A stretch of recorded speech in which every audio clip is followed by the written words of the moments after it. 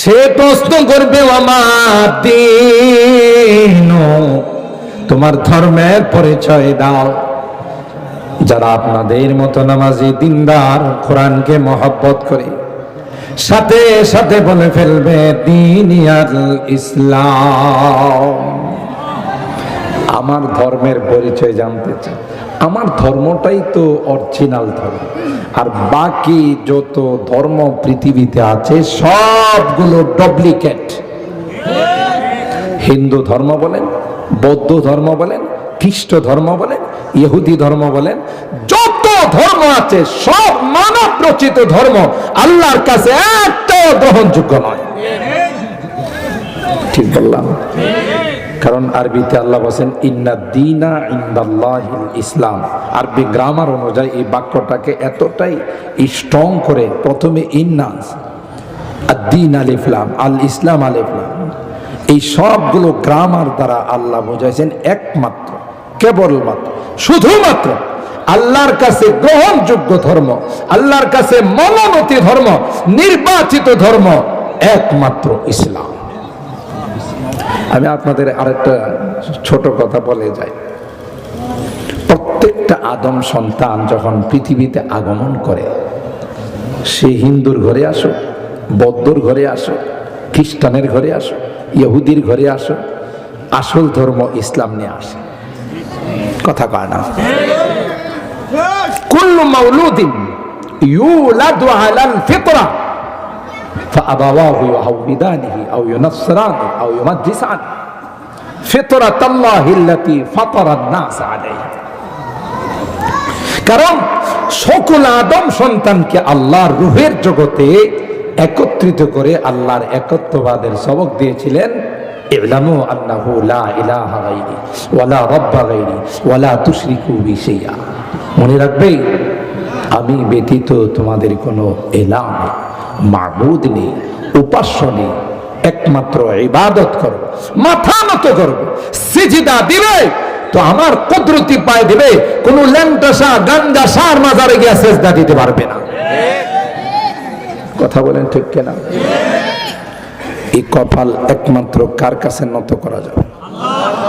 বড় হুজুর আছেন, হুজুরে জিজ্ঞাসা করে দেখেন, এই যে আমাদের সমাজে কদম বসি আছে না, মুরব্বীরা অনেক সময় যুবকদেরকে কয় তো শ্বশুরে কদম বসি কর, তোর মামা আসছে কর। নো, এটা ইসলাম অ্যালাউ করে না। কদম বসি করতে গেলে কপাল নত করতে হয়, সম্মান করার জন্য, তাজিম করার জন্য ইসলাম অনেক পদ্ধতি শিখাইছে। প্রথমে দেখলেই বলবে আসসালামু আলাইকুম ওয়া রাহমাতুল্লাহি ওয়া বারাকাতুহু, এটা তার জন্য একটা সম্মান। কথা বলেন ঠিক কিনা? দ্বিতীয় পর্যায়ে হাত মিলাবে, ইয়াগফিরুল্লাহু লানা ওয়া লাকুম, আল্লাহ আমাকেও মাফ করেন, আপনাকেও মাফ করেন, সুবহানাল্লাহ। এরপরে আবার যদি আরো মহব্বত বাড়াইতে চায়, সিনার সঙ্গে সিনা লাগায় বলবে আল্লাহুম্মা জিদ মুহাব্বতি লিল্লাহি ওয়া রাসূলি। আর আপনি নিজের থেকে আবার কদম বসে আবিষ্কার করে কেন সম্মান করা লাগবে? ইসলাম তো সম্মান করার সিস্টেম শিখাই দিয়ে গেছে। এই কদম বসি করতে গেলে মাথা নত করতে হবে, ইসলাম এটা অ্যালাউ করে না।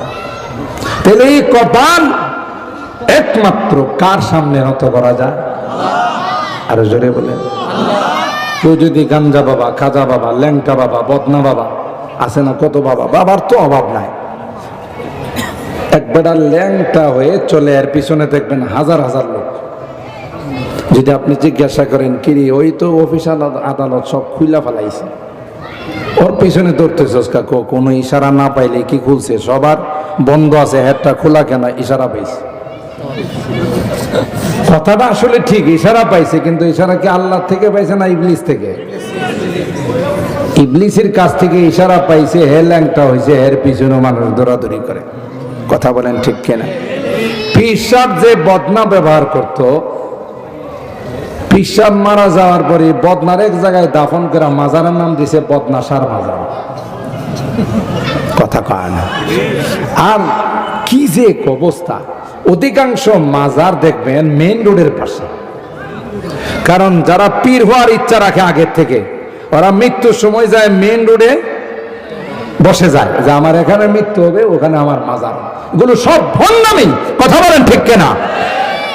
মানুষের ঈমান নষ্ট করার জন্য, বেঈমান বানানোর জন্য এক চক্রান্ত আর ষড়যন্ত্র। কথা বলেন। মুহতারাম হাজিরি, লা ইলাহা গায়রি, আল্লাহ বলেন আমি আল্লাহ ব্যতীত তোমাদের কোনো ইলাহ নেই। আরো আশ্চর্যের বিষয়, প্রত্যেকটা বিজাতি দুনিয়ার থেকে যখন যাওয়ার সময় হবে, মৃত্যু আসবে না? হয়তো আমেরিকার প্রেসিডেন্টের কাছে মালাকুল মউত যাবে না, যেহেতু তাদের পারমাণবিক আছে, হ্যাঁ, অ্যাটম বোম আছে, এই ভয়ে হয়তো মৃত্যু নাও যাইতে পারে যদি তার উপরে অ্যাটম বোম মারা হয়। কথা কয় না? ভয় পাবে না মৃত্যু? আইনামা তাকুনু ইউদরিকুমুল মাউত ওয়ালাউ কুনতুম ফি বুরুজিম মুশাইয়াদা। এই কোরআনের আয়াতরা করোনার সময় আমরা অক্ষরে অক্ষরে দেখছি বাস্তবায়ন হয়েছে। আপনারা আমরা তো সাধারণ মানুষ, গ্রামের মানুষ, মাস্ক টাস্ক কি বোঝে না, সাংবাদিকরা মাস্ক লাগান না, মাস্ক আবার কিরি কথা কয়। এটা লাগাইতে বিশ্ব স্বাস্থ্য সংস্থা ফতোয়া দিছে, রাগ বেড়া তার ফতোয়া। কিন্তু যারা উচ্চ শিক্ষিত, ভিআইপি, ভিভিআইপি, সিআইপি, কথা বলেন ঠিক কিনা, ওরা কিন্তু করোনার সময় 5টা 6টা করে মাস্ক লাগাইছে। কথা কয় না? শুধুই কি মাস্ক লাগাইছে, হ্যান্ড গ্লাভস, পিপিএ নিরাপত্তা টুপি পোশাকের ভিতরে ঢুকে প্যাকেট হয়ে গেছে, পাও প্লাস্টিক, পাও প্যাকেট করা, মাথাও প্যাকেট করা। কথা বলেন ঠিক কিনা? আবার একটু একটু পরপরে হ্যান্ড স্যানিটাইজার ব্যবহার করছে। কারণ বিশ্ব স্বাস্থ্য সংস্থা বলছে ডিস্টেন্স, দূরত্ব বজায় রাখতে হবে, আর মুখটাকে সবসময় বন্ধ করে রাখতে হবে, করোনা যেন ভিতরে যাইতে। আরেকটু যারা ভিআইপি, ওরা গ্লাসের ভিতরে ঢুকে গেছে। দেখছেন না আমাদের নেতা নেত্রীরা, এরা জাতির সামনে আসছে না, কই ভার্চুয়ালে তিনি বক্তব্য দিবেন। কথা কয় না? ভার্চুয়ালি বুঝেন তো, হ্যাঁ, গ্লাসের ভিতরে ঢুইকা কোনো ফাঁক ফোকর নাই, ওখানে গিয়ে বিভিন্ন কম্পিউটারের মাধ্যমে, স্যাটেলাইটের মাধ্যমে জাতির উদ্দেশ্যে বক্তব্য দিছে। জাতির সামনে আসে না, যদি করোনা এর দেখা বলা। কথা কয় না? আমরা দেখছি এই করোনাতে অধিকাংশ যারা মারা গেছে এরা এই জাতীয় ভিআইপি। আপনারা দেখছেন কিনা জানি না, ভিআইপি যারা বড় রকমের, আমরা দেখছি এদের কাছে করোনা গেছে। অথচ করোনার সময় আমাদের হিফজখানাগুলো, ছোটদের মাদ্রাসাগুলো খোলা ছিল, সব প্রতিষ্ঠান বন্ধ ছিল। একটা রিপোর্ট আপনি পাবেন না যে এই হেফজখানাগুলো খোলা থাকার কারণে হেফজখানার কোন একটা ছাত্র করোনায় আক্রান্ত হয়ে মারা গেছে। এরা বোধহয় খুব মাস্ক ব্যবহার করছে, তাই না? ডিস্টেন্স বজায় রাখছে। বাচ্চা মানুষ এগুলো একদিক দিয়ে শুইলে গড়াতে গড়াতে 3 কিলোমিটার যায়। কথা কয় না?